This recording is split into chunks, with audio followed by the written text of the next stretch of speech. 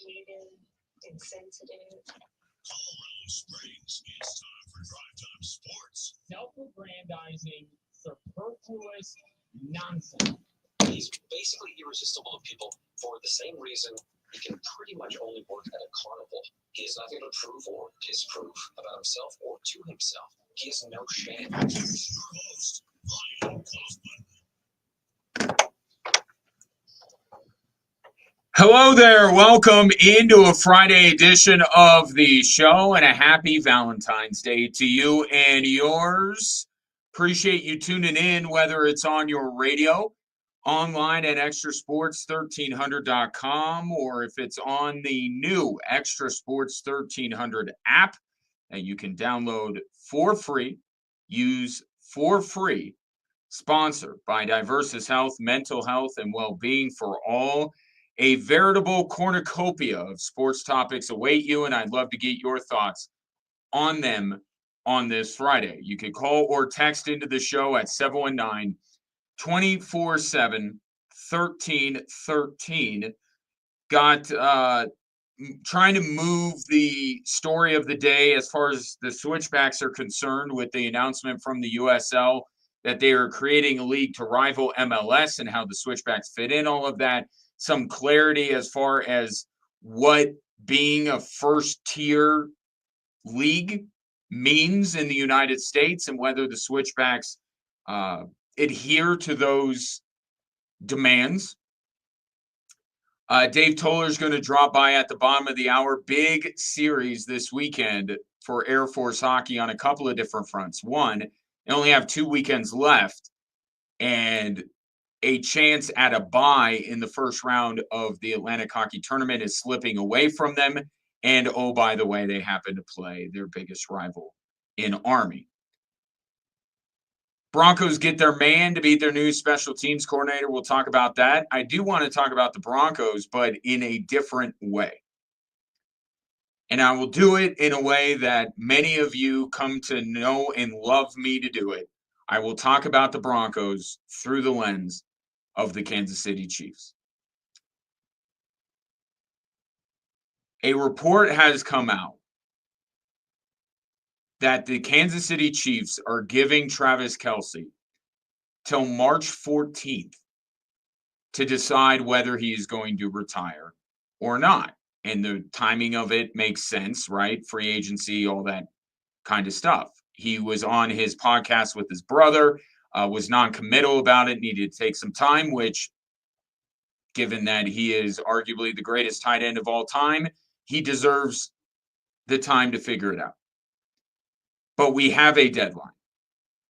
And regardless, the deadline is not nearly as important to me as the actual decision itself. What Travis Kelce decides by March 14th, I think has a chance to really shape what this offseason in the NFL is.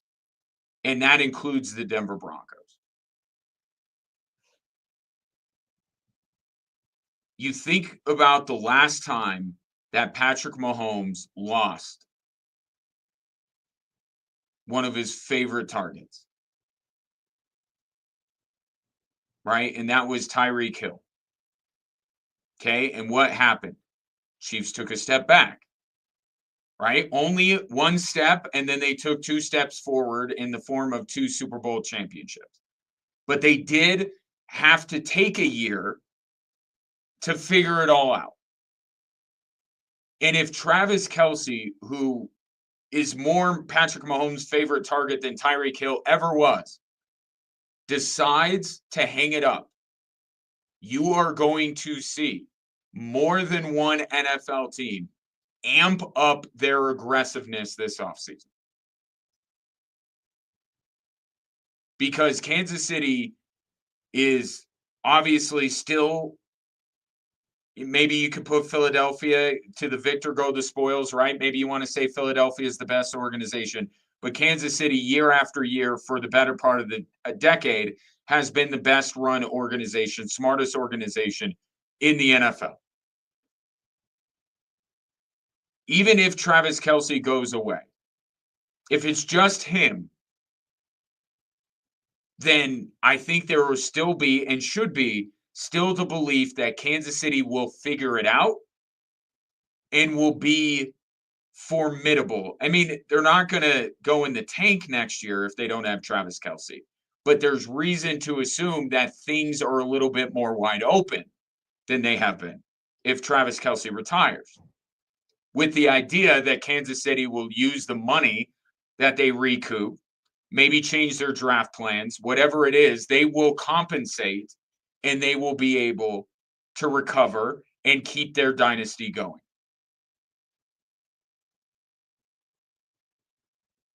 If you are the Denver Broncos, does the retirement of Travis Kelce, understanding and remembering what Sean Payton has said on multiple occasions regarding what he thinks this team is capable of,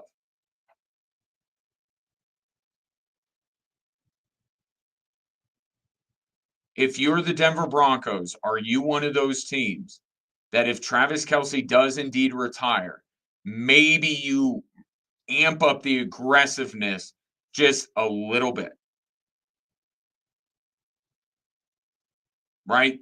The idea that the iron is hot. Are you going to strike while the iron is hot? While the Chiefs are recuperating, while the Chiefs are recovering, do you try to fill that void? For the Broncos, it's twofold, right? It's the AFC West, and maybe there being an opening to win that division, and it's that bigger prize that Philadelphia just won. I think Sean Payton has it in his mind that both are a distinct possibility. Not without making moves, but if you are willing to say what Sean Payton has said about their chances against Kansas City, they're the standard bearer. If you're saying you have the recipe to beat Kansas City, then you really think you have the recipe to represent the AFC in the Super Bowl, because that's where the road inevitably goes through, is Kansas City. So if you're the Denver Broncos, do you say, all right, here's our chance? We don't know what Kansas City is going to be coming out of this restructuring, if you will, but this is our chance to seize on the opportunity with Travis Kelce retiring.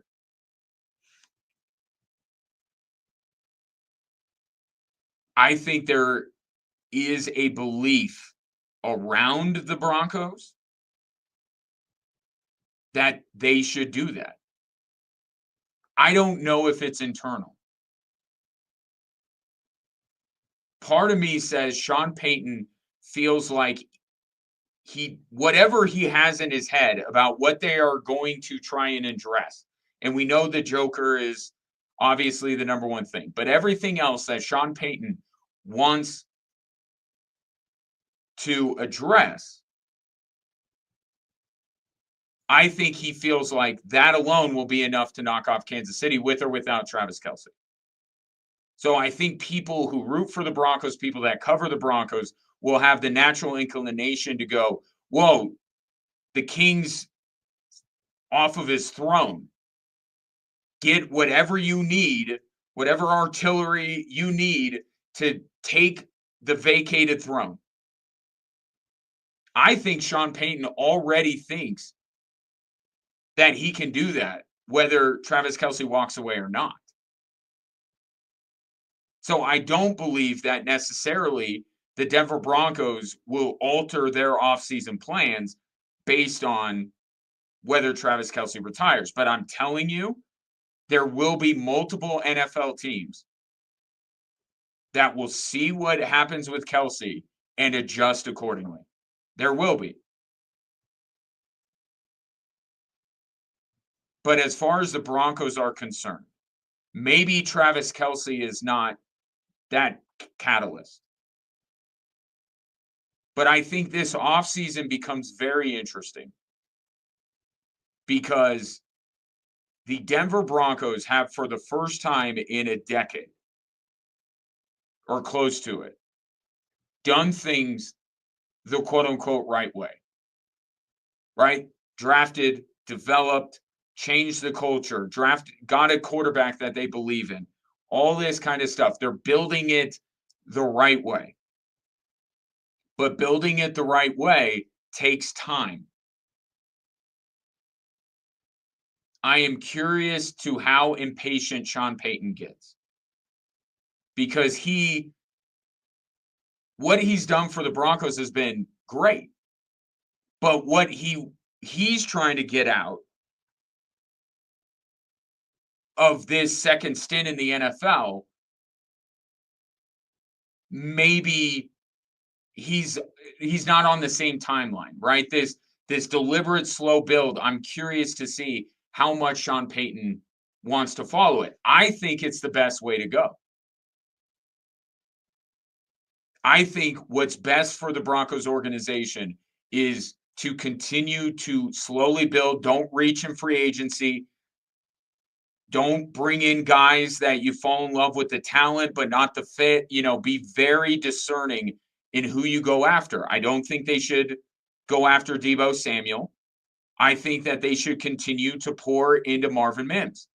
And Broncos legendary corner, Chris Harris, apparently agrees with me.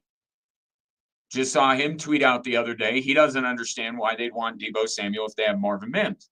But upgrading from Marvin Mims to Deebo Samuel is a move that you make if the urgency is high, where time is not on your side. How long is Sean Payton in for this? Is he willing to risk taking a step back in order to take 2 steps forward himself? Right? Schedule maybe gets a little bit harder. There's some teams that you can look around and identify and you think, well, there's no way that team is going to be as bad as they were last year. Cincinnati being the number 1, right? Their defense was so bad and their offense so good, and they just narrowly missed the playoffs. If the Bengals do anything to address the defensive side of the football, you could basically book Cincinnati to be in the playoffs, right? And you could look around and maybe make a case for a Miami or something. But the Broncos just got into that 7th seed. Squeaked in. How many teams above them do you expect to regress? How many teams below the 7th seed do you expect to improve?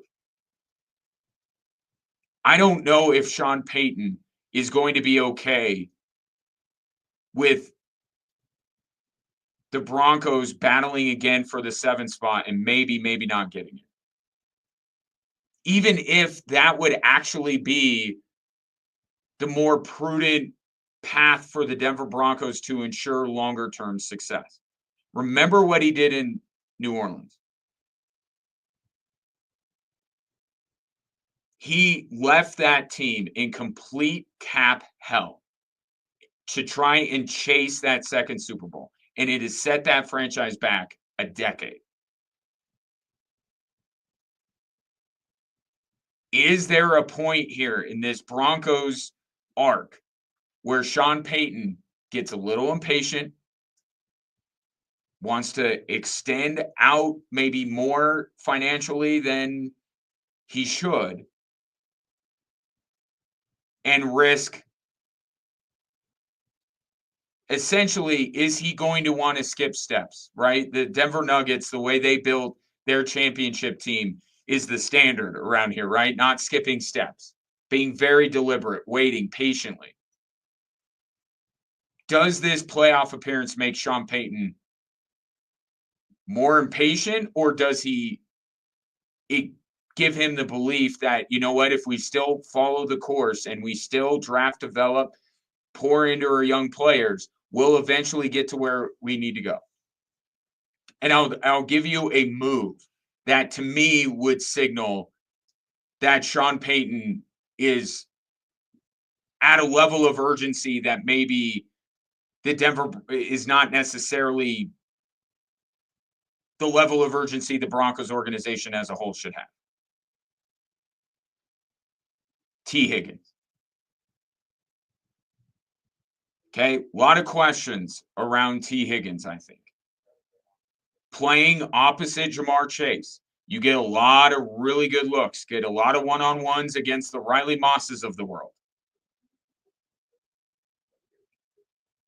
And you're going to cash in because of it. I've said this before. I would have serious reservations about a team, whether it's Denver or New England, going after and breaking the bank for T. Higgins. Because I don't know, it's a character thing. I have no reason to think T. Higgins is bad for the culture, but money changes people, especially wide receivers. And if you're getting a guy that is getting paid because he was playing opposite arguably the best wide receiver in the game, I would have some major concerns about how that would be. But would Sean Payton look at T. Higgins as a way to essentially fortify? Again, I think he believes they might be able to catch Kansas City this year with what he already has planned. But what about Cincinnati behind them? Would Sean Payton sign T. Higgins to accomplish two goals?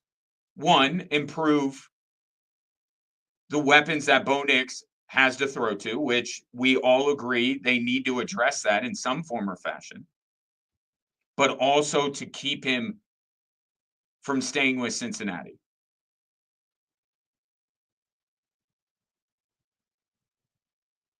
I think that will be the move. If the Denver Broncos sign T. Higgins, I think this is Sean Payton being ultra aggressive because he doesn't want to wait. And that can have a negative impact on the bigger picture of where the Broncos are going. The Broncos got a good thing going. They've done it the right way to this point, and Sean Payton deserves a lot of credit. Will he deviate? Because I think there will be other teams that may deviate based on what Travis Kelce announces. It's a copycat league, but it's also a league where if you see somebody that has been sitting atop the league or is inhibiting you from getting to where you want to go and they show a little bit of weakness, you'll see teams try to strike. So Travis Kelce's announcement will have a wide-ranging impact on the league. I don't know if it will have the same impact on Denver, but I still have similar questions about how patient Sean Payton and the Broncos will be. Take your thoughts, 719-24-7. 1313, just getting going with this Friday edition of the show. Coming up next. So the USL's creating a new top-tier league at the same level as MLS. What does that mean? What criteria have to be met? And do the Switchbacks meet those criteria to be included in this new league? Talk about it next on Extra Sports 1300.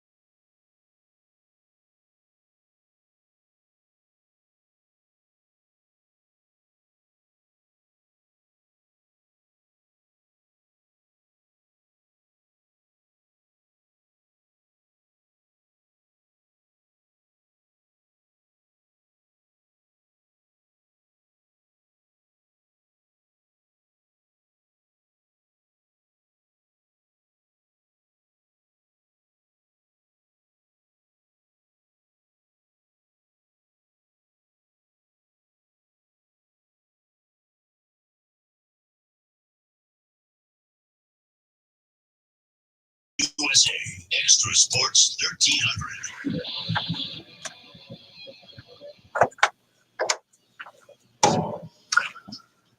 719-247-1313 is the number if you'd like to interact with the show, as Brett likes to do, and he adds to the show, makes the show better with contributions like this. I have a feeling that Travis Kelce and the Chiefs are never, ever, ever getting back together. So emphatic, because I don't know why you would throw in the second ever. Just for emphasis, right? There's not a song that you would be referring to. For the record, I think even though you used it as an opportunity to make a Taylor Swift pun, I think Travis Kelce is done. I do, because I saw a tight end that looked done in the Super Bowl. Remember, one Super Bowl ago, things were not going well for the Kansas City Chiefs early in that football game, as you will recall. What did Travis Kelce do?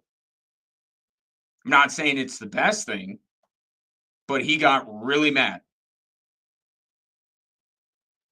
Right? Got really mad, got in Andy Reid's face, and it looked like some people thought that the Chiefs were coming apart at the seams because Travis Kelce was going at Andy Reid.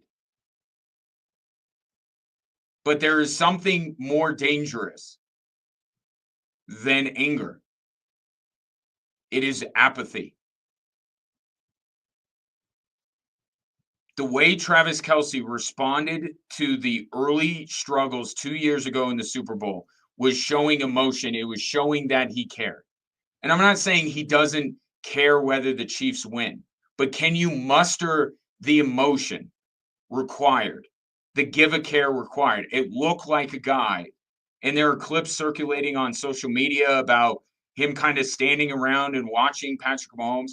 It looked like a guy that just, not that he wanted to be that way, it's almost subconscious, and it just manifested itself on the field and on the sideline that he just looked like he was done. Which is interesting because there were reports on Super Bowl Sunday that Travis Kelce gave an impassioned speech to the Chiefs and fired them up. Where was that fire on Sunday? Perhaps it was a guy that summoned that emotion one last time to try and rally the troops. And when it did not work, that's all he had left. So if you're asking me, I think Travis Kelce announces his retirement by March 14th. And we can get rid of all this stupid, he's going to propose to Taylor Swift on the field and all that nonsense. Forget Taylor Swift, okay? This is about Travis Kelce. He's going to retire because he doesn't have the fire to compete anymore, because his body's failing him, right? The normal athlete reasons. Trust me, Taylor Swift and Travis Kelce can get along just fine in their lives, even if they want to get married, get along just fine with Taylor Swift going out on tour and Travis Kelce still in the NFL. One does not have to do it with the other.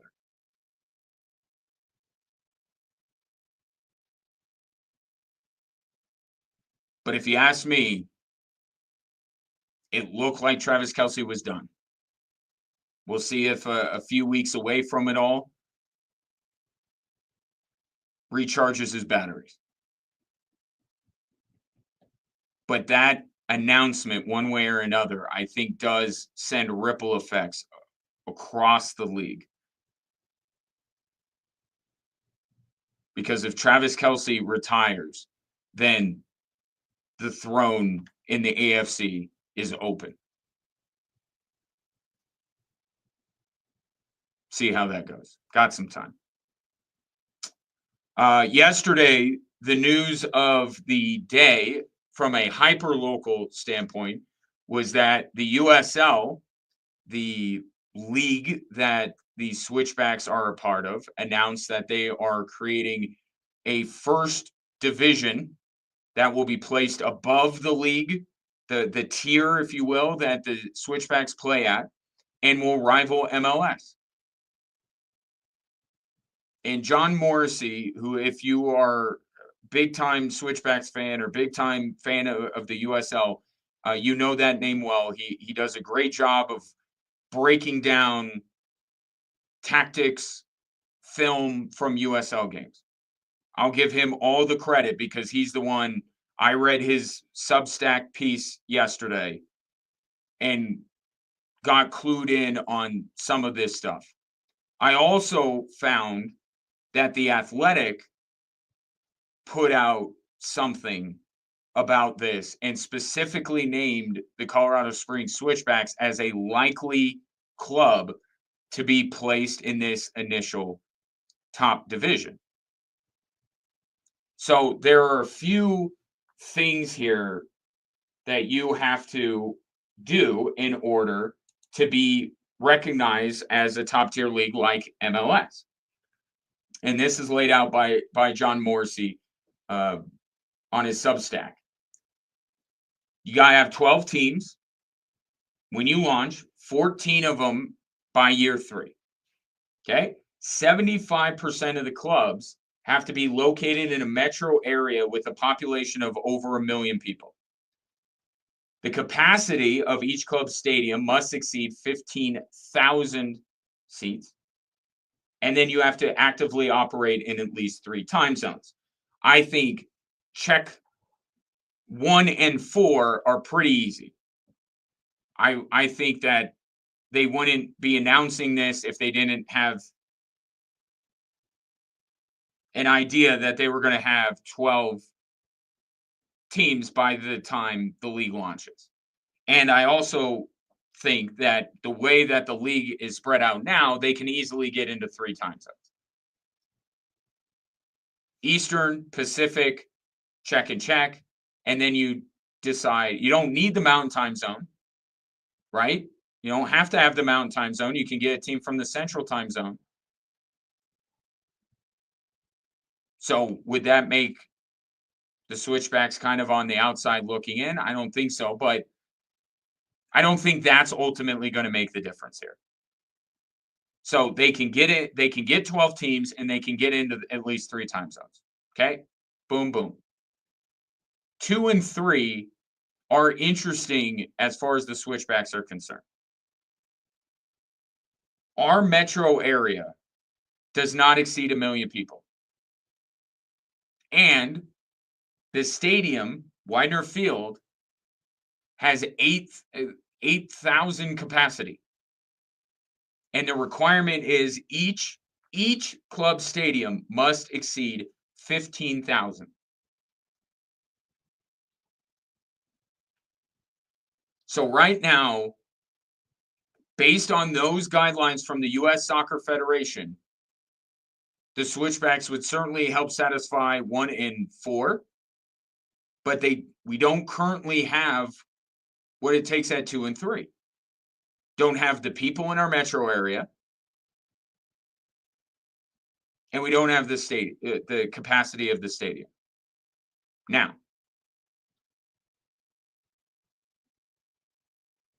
the league has done this before where they've kind of gone around and said, hey guys, you need a soccer specific stadium, right? And there are many teams in the league that are getting a soccer specific stadium, and they've allowed some teams to not need a soccer specific stadium, and how they decide which ones don't have to get it, I don't know. But we have seen with the Switchbacks and now many other teams beginning plans for a soccer specific stadium. And my guess is that would be a requirement at the very least. You gotta have a soccer specific stadium, no sharing with the AAA baseball team for the 12 teams that they're going to pick or some fraction of them. I think there is a way through a waiver process, and not to get too in the weeds, you could make the case that it is not going to take that long the way Colorado Springs is expanding to get to 1 million people. And I don't know if there's wiggle room within the U.S. Soccer Federation, but the way that this city is trending, we should be over 1 million people in our metro in the fairly near future. So can they say, all right, by 27, 28, maybe it's 850, 900, 950,000 people, but we're still trending in this direction. Could they say that? Maybe. But the other one is where the investment of Widener comes in. Is the 15,000 seat stadium thing going to be something that has to happen? Or can you say we have this arguably best venue in the league that seats 8,000 to just be initially in this top division? That's the whole part of this that I'm not entirely sure. And the U.S. Soccer Federation has certainly granted waivers before for teams to circumvent some of these criteria. How they decide that, I have no idea. But if you're just looking at it in terms of the switchbacks being included in this top division based on the U.S. Soccer Federation's rules, there are two things that right now Colorado Springs doesn't have: a 15,000 seat stadium and a metro area of over 1 million people. Can you get around those things? Perhaps that's what the next couple of years are going to be, to figure out what's okay, what's not okay, what you can go waiver for, what you can't. But that's just some insight from John Morrissey, and it's worth noting that the Athletic is intimating that the switchbacks would be a natural choice to be picked for this top league. But they don't satisfy all the criteria. Can they get around that in the next 3 years? But just if a little bit of insight into what goes in to being considered the top of the pyramid in U.S. soccer. At least 12 teams for launch, 14 by year 3. DMA of over 1 million people, every stadium with 15,000 or more seats, and you have to stretch across at least 3 time zones. 719-24-7-1313. Take your reaction as a Switchbacks fan if you didn't get in yesterday on the news. Seismic shift in soccer in our country. Really interesting stuff. Coming up next, we'll stay hyper local because this is maybe the biggest weekend of the year for Air Force hockey as they welcome in Army for 2 games. I'll confirm whether it is actually the biggest weekend of the year with Dave Toller coming up next on Extra Sports 1300.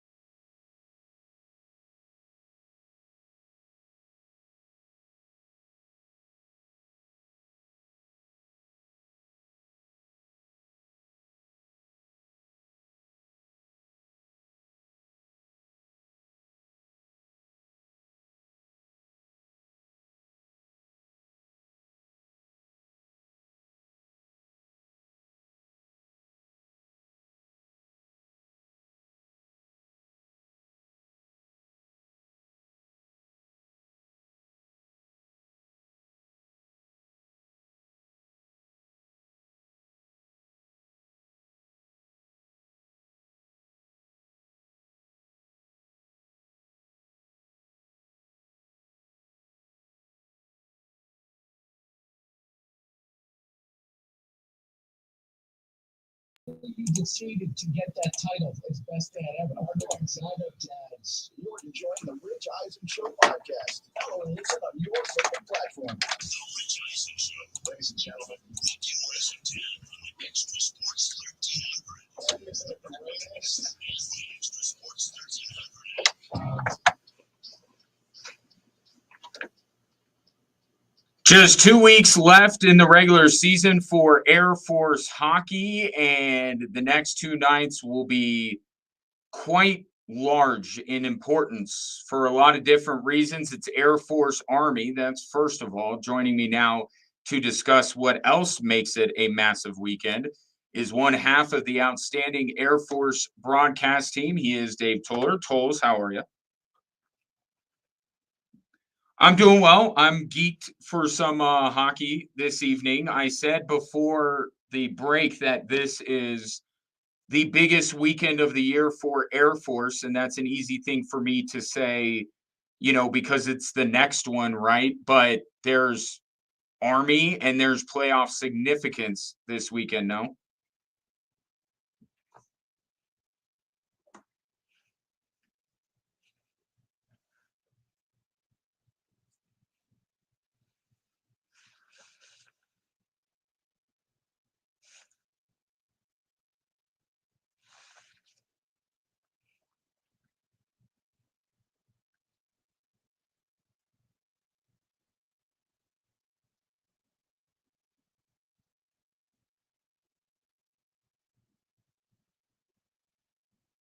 And the Air Force, we won't need to, I'm sure you'll get into all the machinations of it this evening, but basically there's no margin for error with Army. I mean, they gotta sweep them. If they lose one of these games, then the 5 spot is pretty much out of reach. Yeah.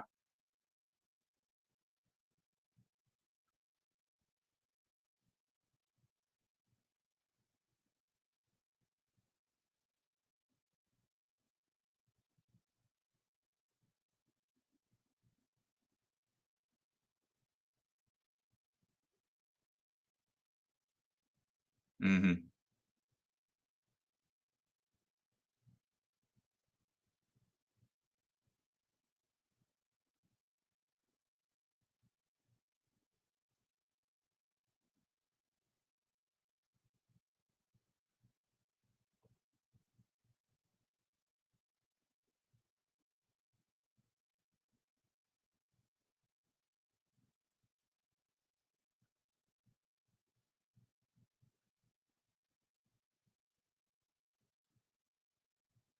And by the way, the new format, because they've changed it, right? We had a year where Air Force did not make it to the postseason. Now everybody does. But if you don't get those buys, you get one game for your season.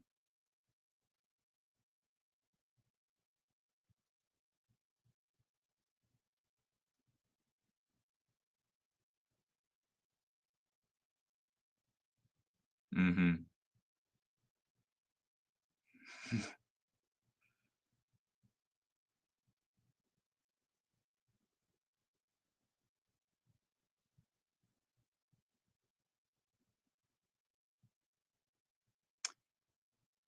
It's interesting that when these two teams met at West Point, the series you just referenced, it was almost the other way. Air Force was, pardon the pun, flying high. They were in a great spot. Army was a little bit in the doldrums, and they were both coming off of wins. But then Army takes both, and it's like they had this like Freaky Friday thing. And since Air Force has gone one way, Army's gone the other way. Am I connecting dots that I shouldn't be? That the impact of that series maybe lasted longer than just the plane ride home from West Point?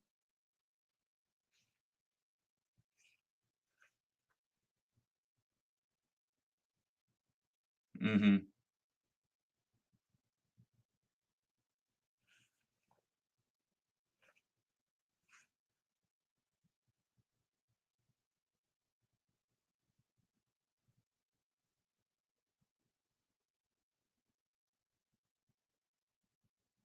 Yeah.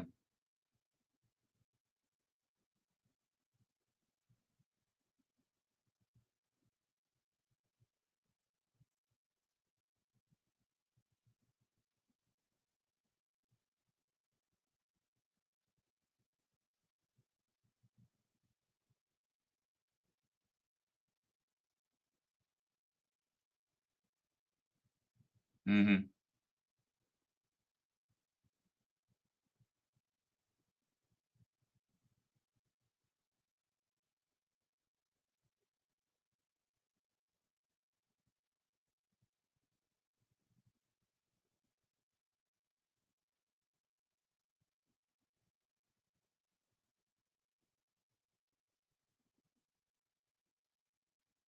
And Brian Riley and Frank Serratori are close enough that they can feel each other's pain, because how many times has Frank Serratori had a young team that needs a couple of months to figure it out, and then they ultimately do? It seems like that's happening with Army right now. Dave Toller, my guest, previewing the weekend series, Air Force and Army, which you can hear both games right here on Extra Sports 1300. You mentioned the Canisius series. And I think that 3-2 win in overtime, I think, what was that, 6 in a row, 1-goal games that Air Force had lost before that. I think that's a huge psychological barrier they broke through. But just looking at the series and watching it like you did, what was the thing that went most right to allow Air Force to not only be on the right side of a 1-goal win, but let's not forget the night before they hang a 5 spot, and that's unheard of with this Air Force team. No, okay.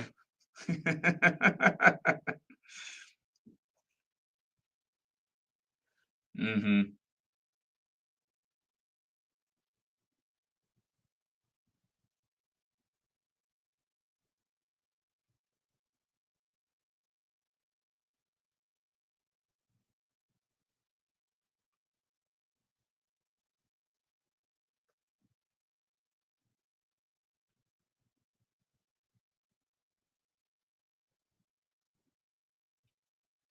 Mm.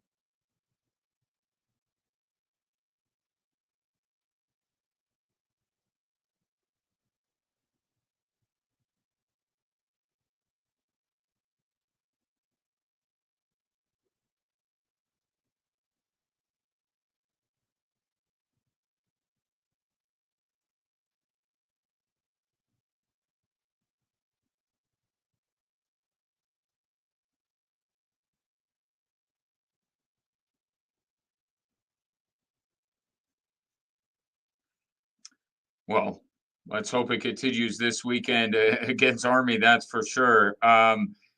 That series against Army, it's kind of one of those, and you and I are trained enough because we deal with enough coaches at the academy and other places to know that time just it's in warp speed, right? You are so much different, so far removed from even something a couple of months ago. This isn't a couple of months, right? This is just a few weeks ago that Air Force was at West Point. So do you think that Air Force can take things from that series in a way that, you know, I don't know. You know the series, right? Where they play right at the beginning of conference play and then they don't play again until after Christmas and New Year's, and it's late, and it's like, well, how much of this impacts that?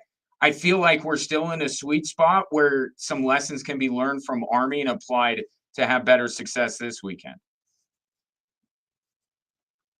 Mhm.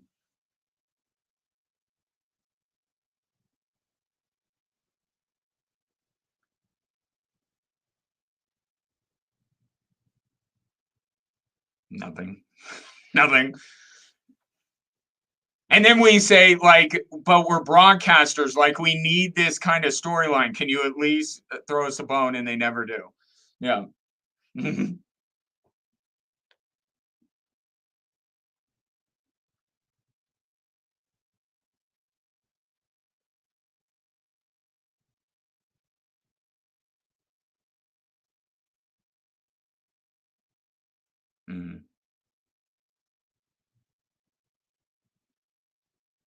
Yeah.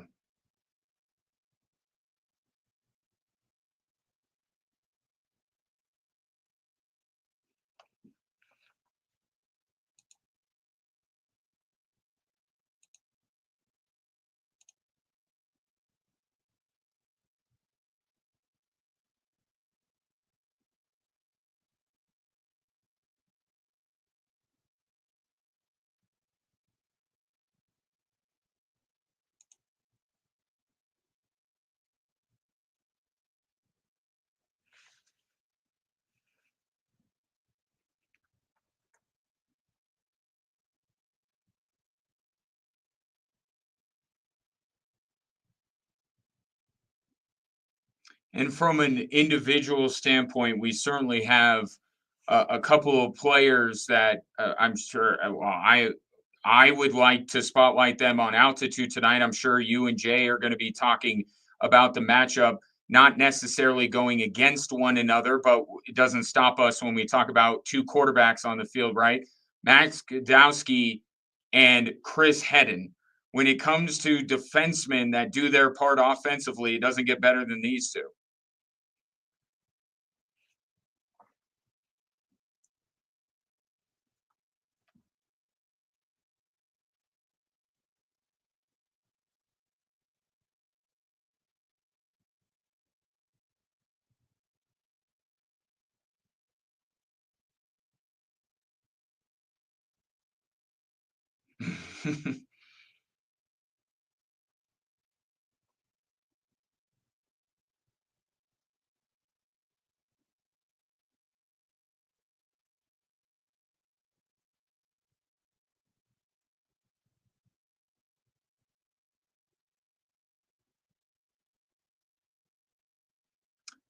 Think Quinn Hughes, Kale McCarr, but on the college level, right? Avs fans love when Vancouver plays the Avs because there's that debate of which offensive minded defenseman is better. And we got kind of that with Air Force and Army. Obviously, if you're going to go to one Air Force of game a year in any sport, you try to find when the service academies is. But also tomorrow night, it's worth noting senior night. And I know you could go on forever about the impact of this senior class, but that's a really cool additional thing that, you know, people would certainly want to be in the building for to send off these seniors in the right way.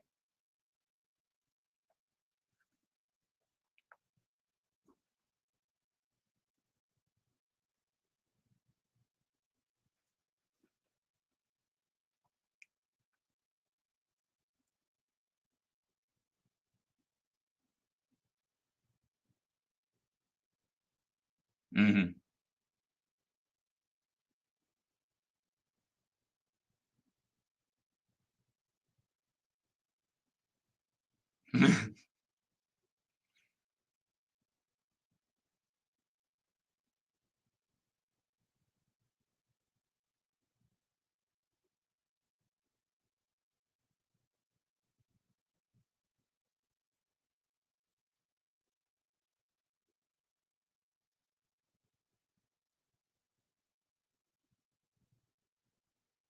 Yeah, and Guy Blessing, no one has played longer. I calculated it. It's 30 hours, over 30 hours that Guy Blessing has spent in goal just this season, not even going back to what he's done his entire career at Air Force, but just this season, courtesy of Dave Toller, leads the nation in minutes, and I calculated it's over 30 hours. So yeah, Guy Blessing has been night in, night out, the guy for Air Force and given them every chance to win almost every game they've been in. And hopefully he's got a couple of more strong performances up his sleeve. Tolls, really appreciate the time and the insight. I'll see you up there in just a little bit. Yep, you bet. That's Dave Toller. He and Jay Ritchie must listen to tonight, 7 o'clock, tomorrow, 5 o'clock. And that's a real bummer. They said that the tickets are sold out. But wait, I have tickets for tomorrow. If you would like to go, I have 2 pairs of tickets So we'll do what we did yesterday with the tonight's game. If you want to go tomorrow night, it's a 5 o'clock puck drop, senior night, Air Force Army. Be either the 13th or 14th texter to text Falcons in your name to 719-247-1313. Coming up next, Sean Payton gets his guy and why this may be one of the more significant additions the Denver Broncos make this offseason. It's over, but there's still plenty to bet on at Circus.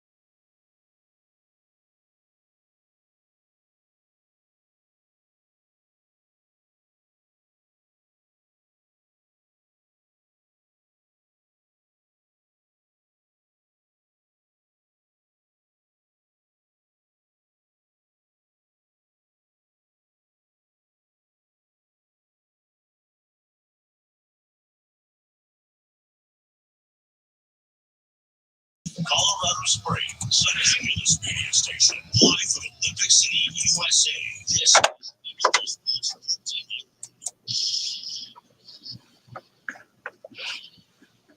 Welcome in Drive Time Sports on this Friday. Ryan Kaufman with you. You can watch the show on our social media platforms at Extra Sports 1300, X, Instagram, Facebook, and YouTube. Congratulations to Luke, who won a pair of tickets to see Air Force take on Army tomorrow evening. Got another chance for you to win coming up shortly. Chris text something in. I want to get to this before I get too far down the road here. Talking about last hour, U.S. Soccer Federation's guidelines for having a league that would be at the same level as MLS. And one of them has to do with a metro population of 1 million people. And Chris texted in and said that we're not projected to have 1 million people for a while. Just say that.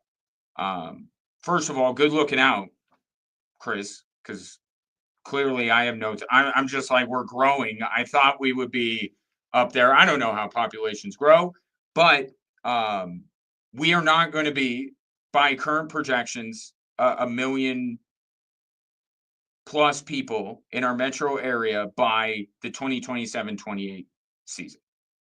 Right? And I left in that wiggle room that maybe we're not by then. I don't know. But let's take what Chris says as the truth, because he has no reason to lie. The criteria is 75% of your teams have to be in a DMA of over 1 million people.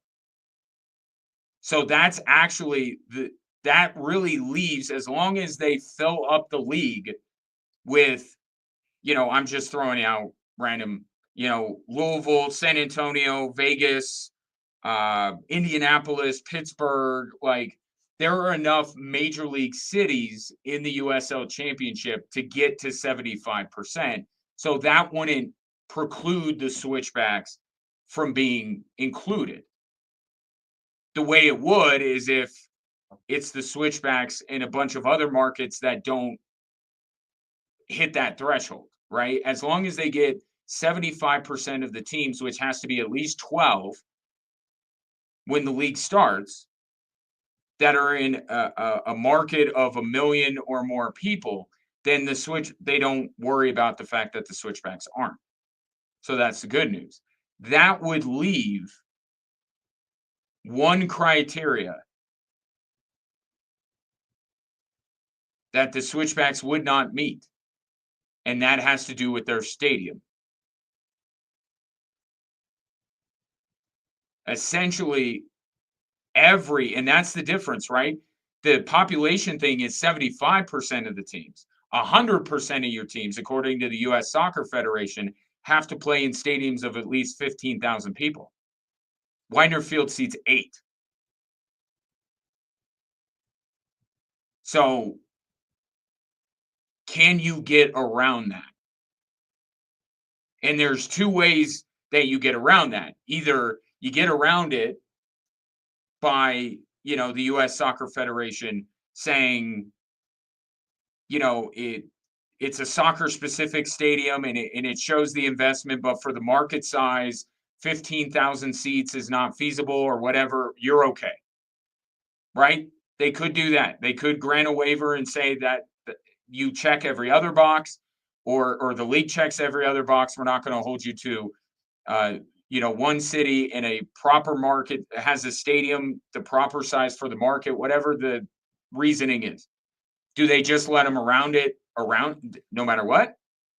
Or going back to the investment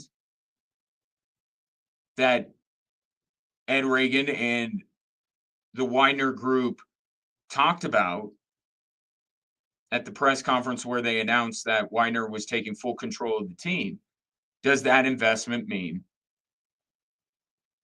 adding seats to Widener Field?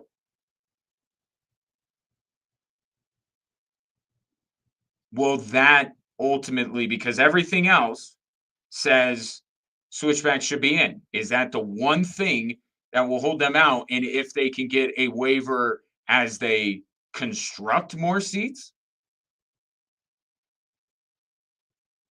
that will be a question that ultimately has to be answered. But other clubs can help get to the 75% as far as having 75% of your teams in a market with at least 1 million people. So that shouldn't preclude the switchbacks. But the stadium thing, what does that mean? Is that something you can get around? Is that something that the U.S. Soccer Federation is not going to hold them to? Can you grab a waiver? Do the switchbacks have to say that we're going to put in 7,000 more seats? I don't know that. But that's the one criteria that I see that the switchbacks may not be able to get around or don't already meet the criteria for. But again, this story's evolving, trying to get someone with the league on the show to kind of explain all of this, and we can piece together. I'm sure they won't outright say who's going to be included, but maybe we can go about it in a roundabout way and decide whether they're thinking the switchback and how big of a deal is the stadium thing. I mean, that's kind of become my number one question here based off of this. So there's that. Good looking out, Chris, as always. 719-247-1313 if you'd like to weigh in. Now, this has been the worst kept secret, perhaps, in Broncos country, that if Darren Rizzi were not to get the head coaching job in New Orleans, that he would join Sean Payton in Denver. Sean Payton let go of his special teams coordinator, and dots were connected immediately. And it just seemed like it was a foregone conclusion that as long as Rizzi didn't get the gig in New Orleans, and it didn't look like he was going to. But then it got a little dicey there where no one wanted the New Orleans job, right? Cliff Kingsbury says, I don't even want to interview for the job. There were other candidates that withdrew from consideration. So as the herd thinned out, maybe it created a narrow path in which Darren Rizzi could be named the full-time head coach of the New Orleans Saints. But here comes Kellen Moore. Kellen Moore's, I'm ready to take a head coaching job. He gets the gig.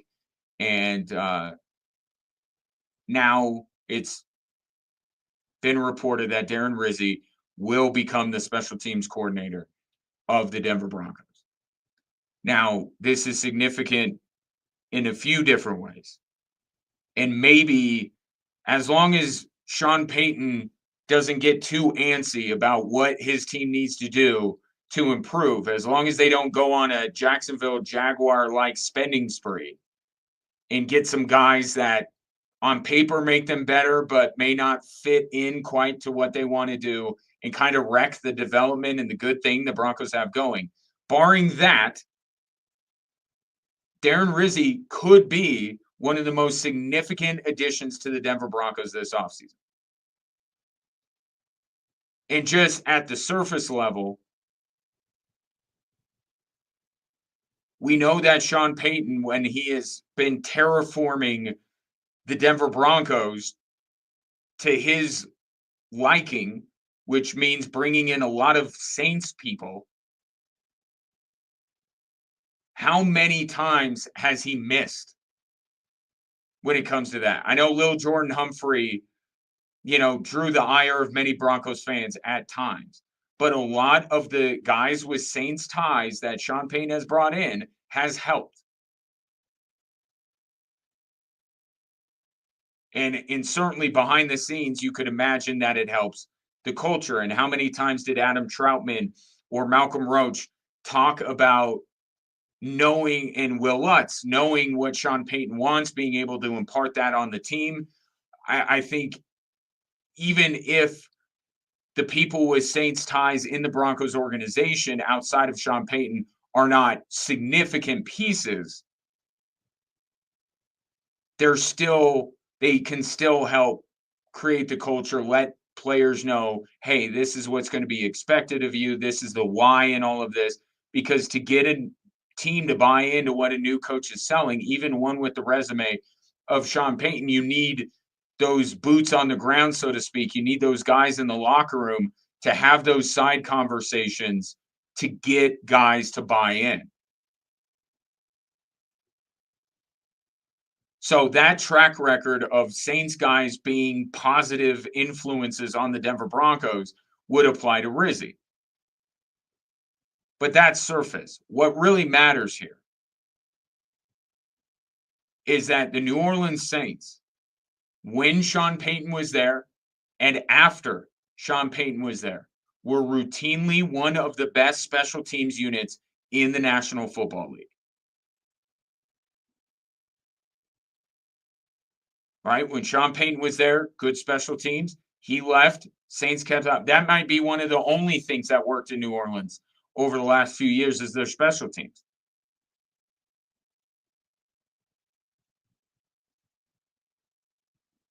And with the Broncos' identity being we're knocking off Kansas City now, or we can do it at the very least,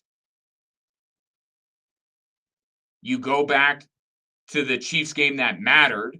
And the last one mattered because it clinched a playoff spot, but you know why it didn't matter because of who was not playing for Kansas City. The other game where everybody played, it came down to a special teams blunder or a special teams inefficiency that the Kansas City Chiefs, as meticulous as they are with their film study, picked out, and only after the fact did we get treated to this nonstop highlight reel of other times where the left side of the Broncos line and blocking for field goals and extra points was susceptible. And I'm sure it was done with Darren Rizzi in mind, but Sean Payton, I think, was sending kind of a multi-layered message when he let go of his special teams coordinator. And it was, hey, we're in the business of beating Kansas City, something that the special teams coordinator should have found and fixed. It didn't, and it cost us a game against Kansas City. But it also speaks to what Sean Payton has preached and the way he has coached and the way this Broncos team has played since he's arrived, winning on the margins. The little things that add up and ultimately make the difference in the NFL. Bill Belichick was maniacal about special teams. Andy Reid is maniacal about special teams. The high-performing franchises in the NFL's last 20 years have stressed the importance of special teams. Well, Sean Payton knows that. And it's a big reason why the Broncos were as successful this year as they were, is because they were a lot of the teams they beat were unserious franchises that lacked coaching, lacked talent, lacked discipline. And the Broncos had coaching, had discipline, and were serious about all of that, and they exploited it. Even in games that they were largely outplayed, like Cleveland, they still were able to win on those margins, which ultimately decided the game. This is who the Denver Broncos are. So to upgrade a coordinator position as important as special teams, even taking away what happened against Kansas City, it would make a ton of sense even without that, because special teams is one of those things in the margins that Sean Payton wants to dominate every single game.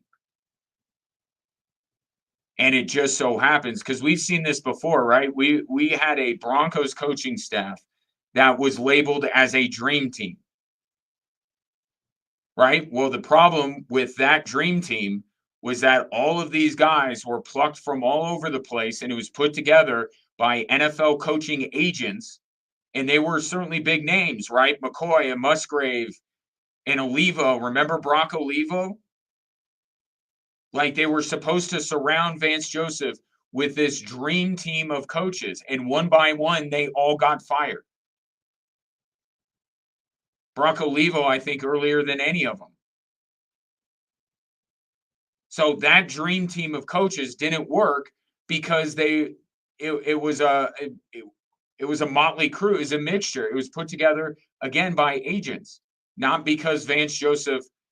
Joe Woods would be the only guy, I think, on that staff that had direct ties to Vance Joseph. All these other coaches were just brought in because they were big names. As far as coordinators and coaches go, it didn't work. So you're going to see maybe dream team thrown out there, but you're gonna see people gush about the Broncos coaching staff, what they have put together.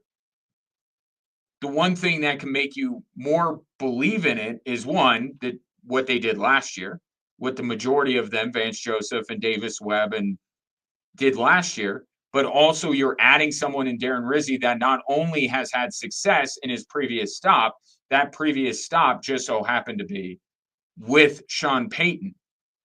So you know the fit is there. That Rizzi knows what Sean Payton wants out of the special teams, and Sean Payton knows what a Darren Rizzi coach special teams unit is going to be. So this is as hand in glove as you could possibly get.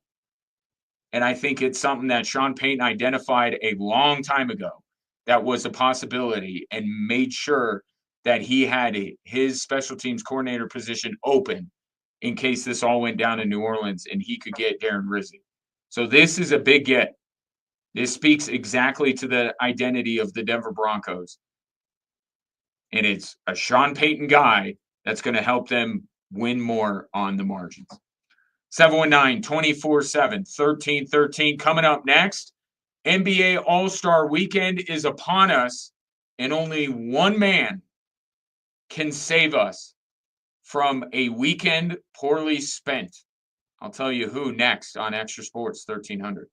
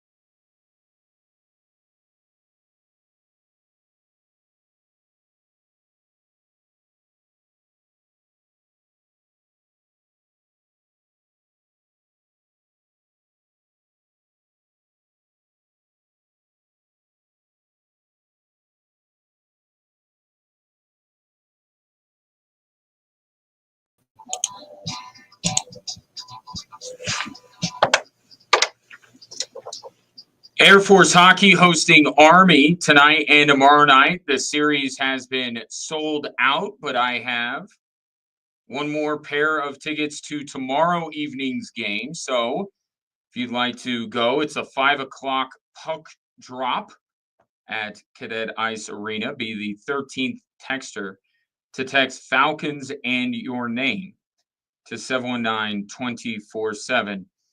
1313. We're kind of heading outside of Air Force Army into kind of a dead weekend. This is going to be our first weekend without football in quite some time. And for some time, we will not have football on the weekends. So there's that. Also, the NHL is at its break for the Four Nations face-off, which I'm very curious to see how it's received. I've already talked to people who are not really getting into it. And I think that I think for many people to just say something's an international event is not enough. I think those Olympic rings mean something. And if it's Canada versus the US or whatever, outside of the Olympics, it takes some additional buy-in. If it's the Olympics, then everybody's in, right? But like World Juniors happens, a lot of people get into it. Not everybody. I think the Olympics obviously is what makes everybody buy in no matter what. Almost everybody. So I'm curious to see how this thing is received. And we're going to get Canada, US. And that might do some numbers. That might have some interest. But last night was a snooze fest of a game, unless you just want to see the US beat the heck out of whoever they play. Because that's exactly what they did. Arturi Lehkonen and company were no match for the United States. They did score the first goal, and jokes ensued about playoff Connor Hellebuck. But, U.S. smoked Finland. When U.S. meets Canada, I think that will garner some interest. But overall, I don't know how well received this event's going to be. And certainly if you're a fan of club, maybe over country, which is okay. I've talked about this before. It doesn't make you any less than because you care more about the team that day in and day out, 365 that you care about, and you're supposed to care more about a team that shows up every 4 years. Like, I understand that. It's okay. A lot of NHL teams don't have representation in the Four Nations face-off. And if you're really an Avs fan, you might find yourself more intrigued by Canada than the United States. So I don't know that it's going to be must-see TV. And then you get the NBA All-Star festivities. And the annual tradition of waiting to just crucify NBA players for not giving the bare minimum or anything more than the bare minimum effort in an All-Star game. That's what many people are expecting. We'll see if it happens. And I think there is one man that might be able to help. And his name is Victor Wembanyama. I saw just on Wemby, and then I'll get into what Austin Rivers said the other day. Wemby said it's a business trip for him, which maybe his NBA brethren might look at him and be like, chill, dude.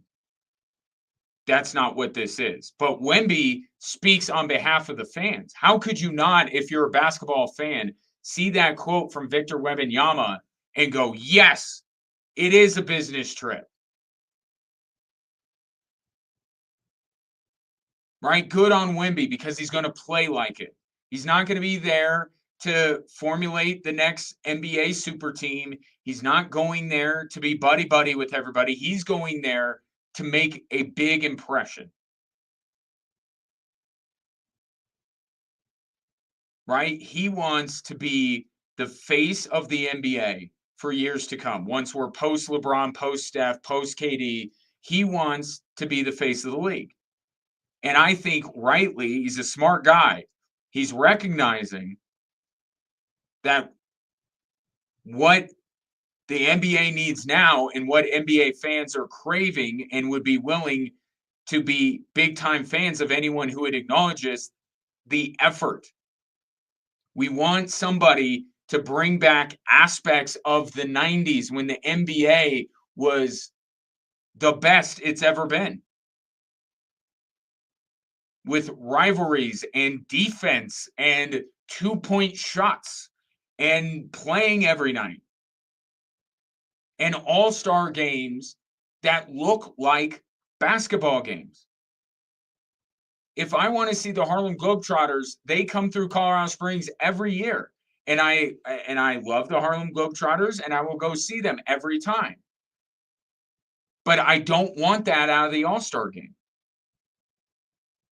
Part of what makes these players so great is the fact that they can do amazing things even when the guy in front of them is trying to stop them from doing it. And we have not seen that. The one time that we did was when they instituted the Elam ending, but that had far more to do with the passing of Kobe Bryant than it did this new Elam ending.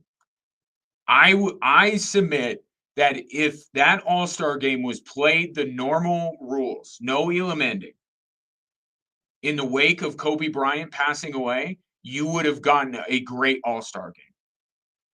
That was about Kobe. That wasn't about the Elam ending.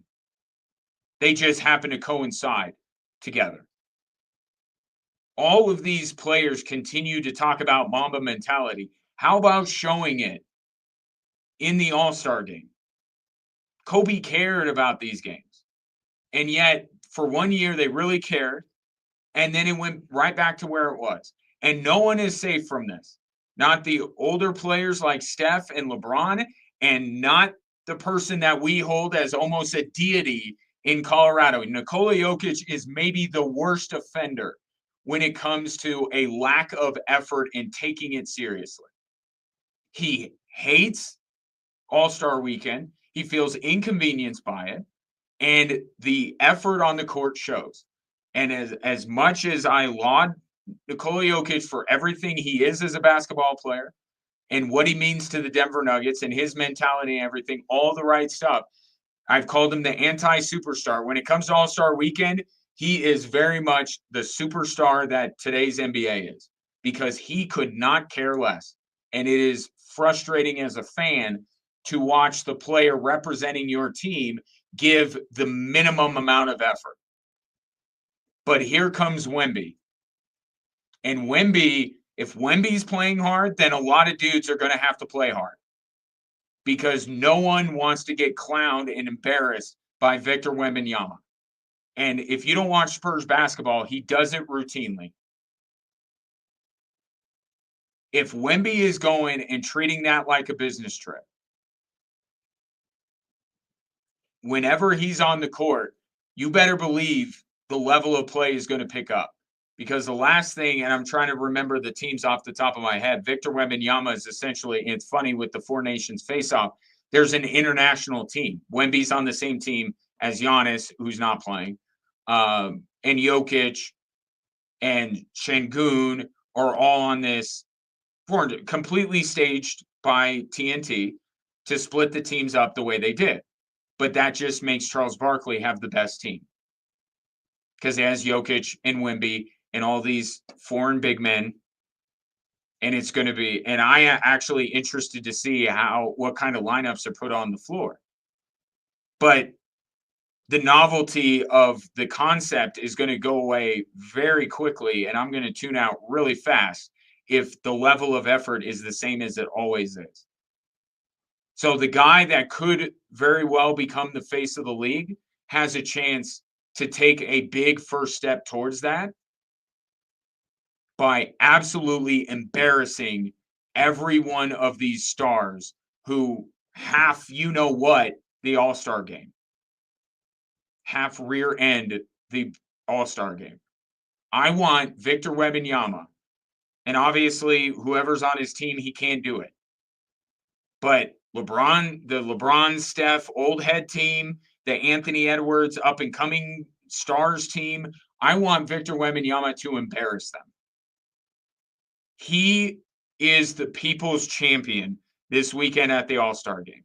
And I hope that they haven't talked him out of that mentality because he has, well, all these guys have the ability. That's the thing. And that's what makes it so frustrating is that at any point, Steph Curry or LeBron James or Nikola Jokic or Giannis, even though he's not playing in this particular All-Star game, but he's playing in any one of these top-tier stars could absolutely embarrass everybody on the court if they just put out above minimum effort. Right? Could you imagine LeBron James like throwing it down on opponents' heads? Could you imagine how silly Nikola Jokic could make people defensively if they didn't guard him, if he gave barely above minimum effort? But they choose not to because they're all in cahoots and they all say, hey, we don't want to risk. It's load management era. Nobody wants to risk injury and nobody wants to see anybody get hurt. We're not out for blood here. But these guys have been playing basketball long enough that they can go hard for one game or two games, however they're going to separate this thing, to give the fans what they are paying good money and spending their hard-earned time to watch. And that's what's infuriating. It would only take one. And since LeBron and Steph and KD and that old guard aren't willing to do it, Nikola Jokic and his kind of middle generation of player aren't willing to do it, it's the young guys. It's a player in his second year in the league. That's like, I'm going there and I'm taking this seriously. And Austin Rivers talked about this, former Denver Nugget, on his podcast. Like, I disagree with him because he said that LeBron and Steph, it's not their responsibility. Well, it kind of is. I mean, it kind of starts with them, doesn't it? I know they do so much for the league. I get it. But I don't think it's too much to ask for them to do this one more thing. But he thinks it's the young guys. If Anthony Edwards starts trash talking somebody or somebody dunks on another player, things are going to escalate quickly. And I hope they do. I don't want to see a fist fight. That's not what I'm in for. I just want to see an all-star game where slightly above the minimum amount of effort is put in. Because you know who wants it too? Adam Silver. The last thing his league needs, especially after they got so much good PR and got so many people on board with their product because of the Luka trade, the last thing they need is to take that giant step forward and then a step back because you have another garbage all-star game where these highly paid players, well-compensated players, can't muster up slightly above bare minimum effort to make it entertaining for the fans. Go Wemby, go. 719-24-7-1313. Take a break and have more Drive Time Sports after this.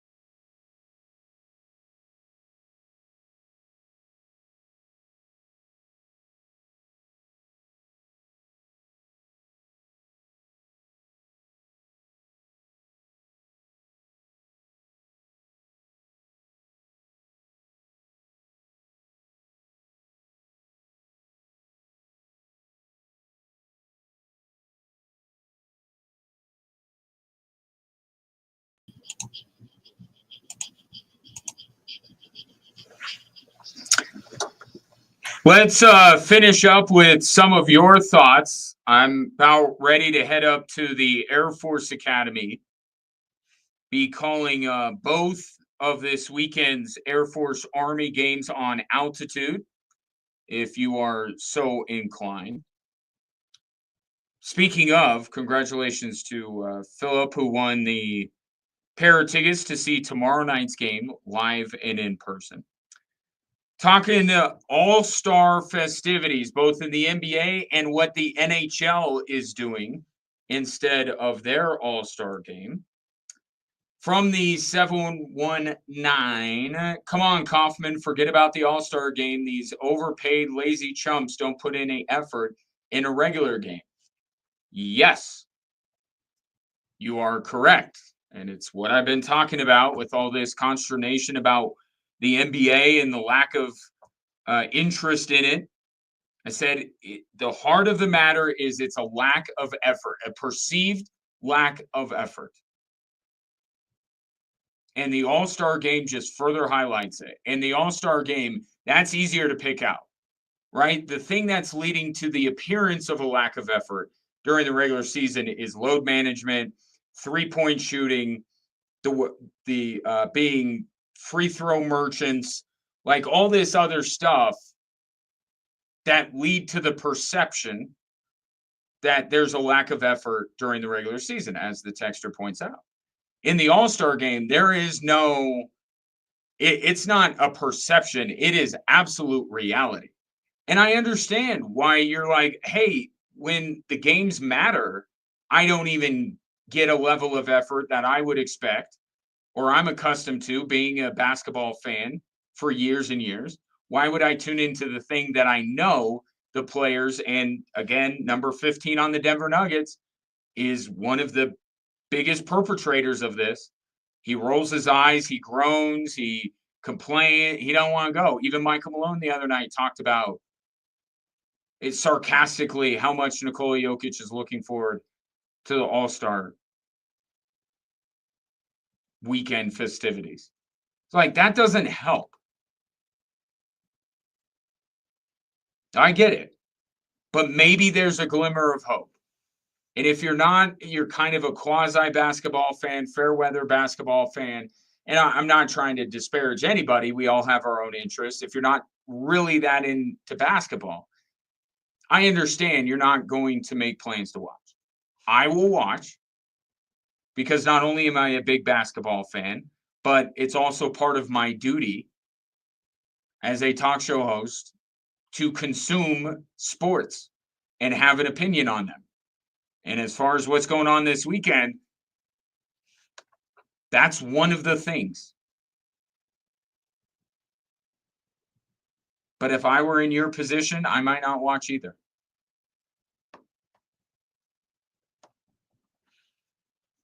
We'll see. From the 719, over the last few years, it's beginning to appear that the All-Star break is a waste of time, not just for players, but also for a huge disappointment to fans. And we're certainly trending in that direction. I've talked about this before. You know, the Pro Bowl has something. Right? There's something that the Pro Bowl does, and I guess you could, in a way, attribute this to all All-Star games. But I think in the Pro Bowl, what they have done to actually help themselves, as garbage of that as that entire event is, and as much of a waste of time as it is, Pro Bowl is the biggest waste of time. But it does seem like the access that fans have to their NFL players is at a level that you don't see with the other sports. And for that, I give the NFL credit. And I've called the Pro Bowl, if these leagues want to basically, and we just had one of these, Fanatics put one of these on. If you want a sports version of Comic-Con, right?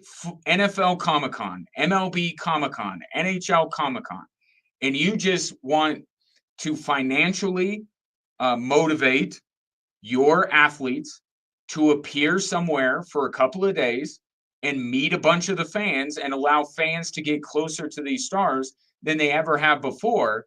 And you can charge a ton of money per ticket. I think that's what it is. That's the way to go. And I would understand that they would want to have something like that. But to have basically an NFL Comic-Con, an NBA Comic-Con, NHL Comic-Con masquerading as an important game between the stars of your league, it's just you're over-promising and woefully under-delivering. If you just want to put up a sign that says you can meet LeBron, Steph, Jokic, Giannis, Wemby, Anthony Edwards all in one place and spend a ton of money to be able to go there, but you get to be as close to them as you've ever been, people want to do that. I want to take my kids to it. But if the main event of the weekend and the whole point of the weekend is the game itself and the game is garbage, they need to like rebrand, recalculate everything. Say, what are we doing here? What are we trying to accomplish? And what would benefit the fans? Because the fans are speaking out in unison, we don't care. Stop shoving this in our face. They don't give effort. Hockey in the NFL, they can't give full effort. And we understand that. But then don't tell us you're going to put out a game. At least the Pro Bowl has gone completely away from it and says, you know what, we're going to play tug of war. As stupid as that sounds, at least they're promising at the right level. Like, you're going to see these guys play tug of war. To me, that's not interesting. But if I show up or I tune in and they're doing tug of war, then I got what I came for.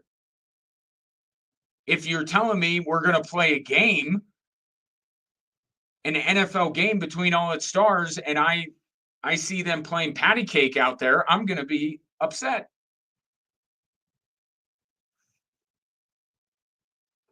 All-star games right now, I would agree with the texter sentiments. They're basically useless.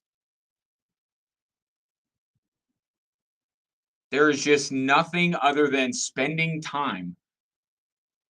Right? But I promise you, there's college basketball, there's women's college basketball, the PGA season started up. There's other high-level competitions that are going on. Okay, so I get it passes the time, but are there more productive ways to pass the time? Totally understand that. I think that these leagues, and maybe, I know, gasp, should work together to figure out what's the right formula here.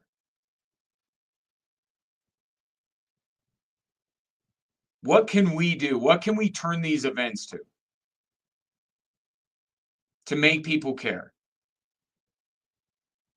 To not be a blight on our league, to not be an embarrassment, to not have to have our commissioner joining all the morning shows on ESPN apologizing to fans for how garbage the effort was in the All-Star game. I get it. All these commissioners and owners have a very long list. They got to move this up the list. They got to figure out something. And we have seen some leagues try, and Texter sent in something about Four Nations. At least they're trying something. Right? Slapping their country's flag on their chest and seeing if that brings out the best of them. So I do give the NHL some credit. And I gave them credit when they went to the 3-on-3. And I said, in no way, shape, or form am I going to be told this is 3-on-3 and tune in expecting to see the same product I see for 82 games. So at least Gary Bettman in the NHL tried to do something else. I give them credit for that. It was just as bad and just as meaningless, but at least they tried to do something. And I give them credit for the Four Nations. I don't know if not having those Olympic rings will impact the product. We're just 2 games in here. I'll wait till I've seen more of this to make a full judgment call. But at least they're trying something. And they're trying the one thing that they think they can do to get a better product, and that's say, you're representing Canada. You're representing the United States. You wouldn't dare loaf while representing your country, would you? I thought the first game with Canada was great. I agree with, to an extent with Nathan McKinnon, like that overtime was just for the event, you got to calibrate a little bit. This isn't the NHL playoffs. You don't need to just keep going until you have a winner no matter what. You got to put in some mechanisms to make the game end sooner. But maybe this is it. But they've already said they're not going to do this all the time. So here's where the NBA comes in, where they rig their draft to make it all the international players are on one team. All the old guys, quote unquote, because LeBron's the only guy that's older than me. So I'm not going to call them the old guys, but the golden age, whatever you want to call them, the LeBron, Steph, KD, that group. And then you have the younger kind of ascending stars that are not of foreign descent, like the Anthony Edwards team. Maybe they're trying to manipulate that without outright saying this is the international team, this is the American team. They just say, maybe if we put all the European guys on one team and we put all the Americans on the other team, maybe we get something here. Like I said, the way the teams are constructed, it intrigues me. But I am worried that I'm going to tune in and I'm going to join you on Monday and I'm going to say, nope, it was crap. Hopefully you didn't watch. I'm fully expecting that. But again, trying things. You're trying something different. And that us versus them mentality, maybe it does something. We'll find out this weekend. And I'll report back to you on Monday. I appreciate your patronage. Thanks to Dave Toller for dropping by the show. Don't forget, he and Jay Ritchie will have the call. Game 1, Air Force Army at 7. I will be on the TV side if you are so inclined. Tomorrow, more hockey on TV, but also women's basketball on the radio with me. So I may talk to you between now and Monday. If I don't, have a great weekend, and we'll reconvene Monday at 3 here on Extra Sports 1300. Do you find yourself stuck in a timeshare? Get the real facts about the timeshare industry and your options for cancellation.